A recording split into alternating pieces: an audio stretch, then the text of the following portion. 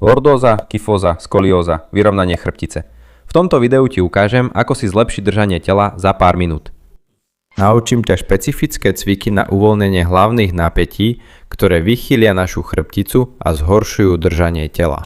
Môžeš si vybrať, či budeš robiť všetky cviky a zlepšíš všetky aspekty svojej chrbtice, alebo si vyberieš len tie cviky, ktoré sú špecifické pre tvoje držanie tela.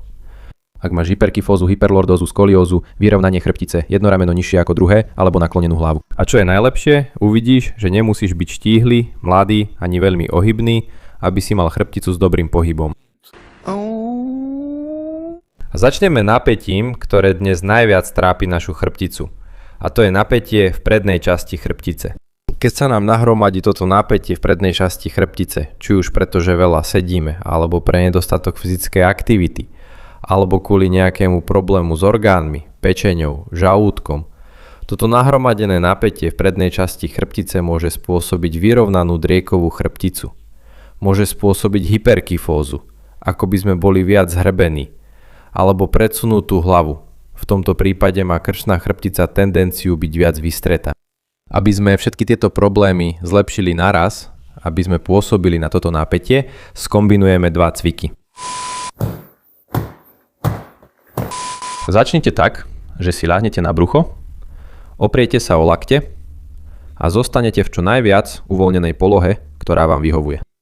Aby sme toto natiahnutie ešte zvýšili, žiadam vás, aby ste venovali pozornosť dvom bodom.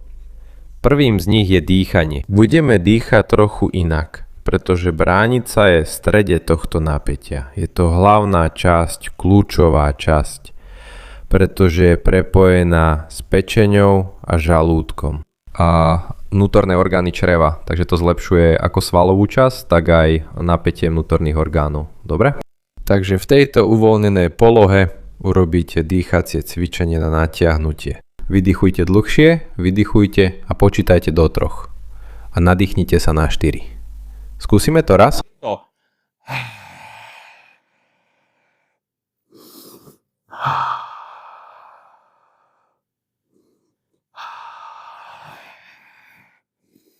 Druhý bod, na ktorý si treba dať pozor, je krk. Žiadne pozeranie dopredu. S vysunutou bradou, s bradou smerujúcou dopredu, sklonte hlavu, kým sa nezarovná s chrbticou a vtiahnete bradu dovnútra. Ak dokážete udržať bradu vtiahnutú dovnútra, tak áno. Otvor hrudník, nechaj ho smerovať dopredu. A tu dokážete jemne natiahnuť celú prednú časť chrbtice bez toho, aby ste preťažili krk.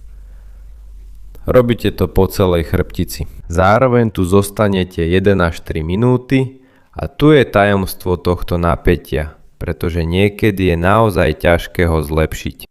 Väčšinou toto napätie v prednej časti chrbtice prichádza z hora nadol, takže začína tu na začiatku chrbtice, v kĺboch medzi hlavou a krkom.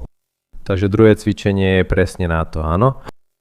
Opri sa o stenu, snaž sa pritlačiť celú chrbticu, povieš áno, pozri. Daj bradu donútra a von, pozeraj dole a hore, bez toho, aby si odlepil hlavu od steny, budeš počuť, ako ti vlasy škrípu a hlava sa trie o stenu. Budeš to robiť pomaly, bez náhlenia, len pokiaľ ti to bude príjemné, od 30 sekúnd do 1 minúty. A ak to praská, je to normálne. Toto praskanie znamená, že začíname hýbať tými kĺbmi, ktoré boli niekedy zablokované. Podobne ako keď si potiahneš prst a niekedy to praskne. Ďalšie napätie, na ktorom budeme pracovať, je napätie za chrbticou.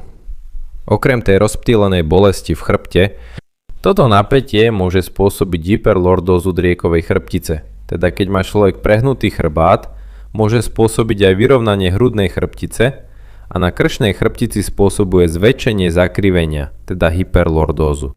A ten krátky krk, ten človek, ktorý hromadí veľa napätia, a zvyčajne má tenznú bolesť hlavy. Trik tu je pochopiť, že toto napätie zvyčajne prichádza už od nôh. To tiež súvisí s tými ľuďmi, ktorí sú skrátení, ktorí majú problém dotknúť sa rukou zeme. Si aj ty taký? Ľahneš si blízko steny, môže to byť na gauči, na madraci alebo aj na zemi. Dáš si vysoký vankúš, môžu byť aj 2 vankúše. Dávaj pozor, už začíname naťahovať, vystierať zadnú časť chrbtice, jednu nohu si naťahneš a opreš pätu o stenu. Chcem, aby keď pritiahneš chodidlo k sebe, prsty k sebe, cítil si natiahnutie vzadu na nohe. Ale aby to nebolelo, dobre? Ak to bolí, znamená to, že príliš tlačíš, v tom prípade sa posun ďalej, pozri, ukážem ti to tu, pozri. Urobil som tam ten pohyb a potom doktor Alexandre Mota bolelo to, tak sa viac vzdialíš od steny, pretože noha automaticky klesne nižšie, je to ako by si menej naťahoval, dobre? Pre mňa je lepšie byť bližšie. Výborne, v tejto polohe sa uvoľníš a budeš robiť tento pohyb nohou, pozri. Pritiahnite prsty k sebe, dotkni sa špičkou nohy steny. Toto budeš robiť 60 krát s každou nohou, nemusíš urobiť všetky 60 naraz, môžeš napríklad urobiť 3 série po 20. Dobre? Bez náhlenia, bez nútenia, využívaj toto uvoľnenie. Všimni si, že keď pritiahneš chodidlo, niekedy cítiš ťah až hlboko vnútri. Chrbtica, tam driekovej oblasti, ale ako sa budeš uvoľňovať, uvoľnenie príde aj do celej chrbtice. Aby si úplne uvoľnil tieto svaly a dokonca trochu zlepšil aj kĺby, čo je jedna z príčin podráždenia, urobíš toto, pozri. Postav sa, polož si ruky na úroveň driekovej chrbtice, na úroveň pásu. Pre tých, ktorí nevedia, kde je drieková časť, najlepšie je, keď sa ti prsty vzadu dotýkajú. Teraz bez ohýbania kolien sa nakloníš dozadu, až kým nebudeš mať ten príjemný pocit natiahnutia, že sa tu vpredu poriadne natiahneš. Pozri. Choď až tam, kde cítiš natiahnutie a zostaneš tu 10 sekúnd, snažiať sa uvoľniť telo a dýchať veľmi pomaly, veľmi uvoľnene. A po 10 sekundách sa jednoducho vráť späť. Zdá sa ti tento cvik zbytočný? Tak ho urob a skús sa znova dotknúť zeme. Potom mi napíš do komentárov, ako to dopadlo. Mne sa to veľmi páčilo. Teraz prišiel čas, aby sme sa zlepšili. Máme tu napätie, ktoré prechádza chrbticou z jednej strany na druhú. Toto je hlavné napätie, ktoré spôsobuje, že máme hlavu naklonenú. Čo si často všimneme až pri fotení. Myslíš si, že stojíš rovno, všetci sú rovní a ty si nakrivo. To spôsobuje, že jedno rameno je nižšie ako druhé a vedie to k skolióze v oblasti krčnej, hrudnej aj driekovej chrbtice. Tajomstvo tu je robiť jemné naťahovanie, aby sme sa nepreťažili a nechať každú časť uvoľniť sa vo svojom vlastnom tempe. Ľahni si na bok a s nohami spolu pokrč ich čo najviac, ako by si chcel pritiahnuť koleno k hrudníku. Dobre? Rob to tiež len do tej miery, ako zvládneš, aby to nespôsobovalo bolesť, to je jasné. Musíme o tom vždy hovoriť.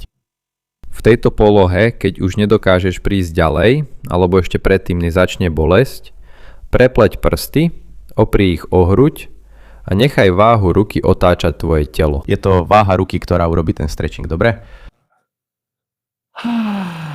Už cítiš ťahanie od bedra až po rameno cez stred chrbta. Každý tu bude cítiť, že je to stiahnuté alebo napäté na inom mieste. Niektorí ľudia budú cítiť stiahnutie tu v bedre, iní budú cítiť, že chrbtica je zablokovaná, ďalší budú cítiť toto napätie tam pri ramene. O to ide. Robíš jemný stretching, sústredí sa na dýchanie, snaží sa uvoľniť každú časť svojho tela a budeš cítiť, ako sa to napätie postupne uvoľňuje.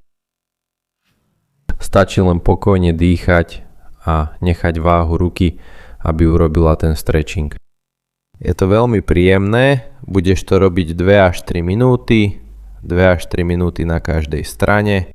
Keď skončíš 3 minúty alebo minútu, keď budeš spokojný alebo spokojná, jednoducho sa vrátiš, dáš nohy von a urobíš presne to isté, len teraz na druhej strane.